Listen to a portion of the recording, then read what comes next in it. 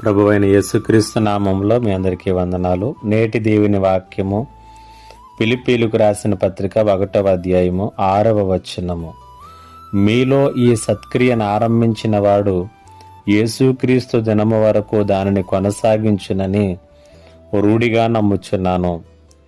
మనుషులు ప్రారంభించే చాలా పనులు అవి ముగింపునకు రాకుండానే మధ్యలో ఆగిపోతాయి, పూర్తి కాకుండానే అంతమైపోవటం అనేటువంటిది తరచుగా మనం చూస్తాం.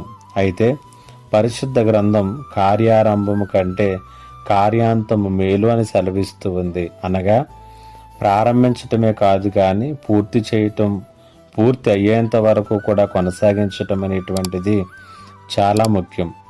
ఫిలిప్పీ పత్రిక 1వ అధ్యాయము 6వ వచనంలో పౌలు ఇలా సెలవిస్తూ ఉన్నాడు, సత్క్రియను మీలో ప్రారంభించిన వాడు యేసుక్రీస్తు దినము వరకు దానిని కొనసాగించును అనేటువంటి మాటను తెలియచేస్తున్నాడు.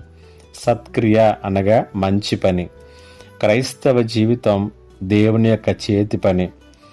పాపము నుండి విముక్తి, రక్షణ కార్యము అను పనిని ఆయనే ప్రారంభించాడు. అలాగే దానిని పూర్తి చేసి ముగింపు వరకు కూడా కొనసాగించగలిగినటువంటి వాడు కూడా ఆయనే. ఈ వచనము మనకొక పాఠాన్ని నేర్పిస్తుంది. ప్రారంభించింది పూర్తయ్యే వరకు కొనసాగించుటకు సామర్థ్యం కలిగినటువంటి దేవునిపై మనము నిశ్చింతగా ఆధారపడవచ్చు. కాబట్టి నీవు నేను ఆయన చేతి పని. మనల్ని నడిపించే బాధ్యత తీసుకున్నటువంటి దేవుడు ఎప్పటికీ కూడా నిన్ను నన్ను మధ్యలో విడిచిపెట్టడు. పరలోకము చేర్చే వరకు ఈ పనిలో ఆయన అవిశ్రాంతంగా ముందుకు కొనసాగుతాడు, మనల్ని కొనసాగింపచేస్తాడు. అలాంటి గొప్ప దేవునిలో నీ జీవితాన్ని కట్టుకుని ముందుకు ప్రయాణాన్ని కొనసాగించు. పరిశుద్ధాత్మ దేవుడి ఈ మాటల చేత మిమ్మలను బలపరచునుగాక. ఆమేన్. ప్రార్థన. మహోన్నతుడైన తండ్రి, నీకు వందనాలు.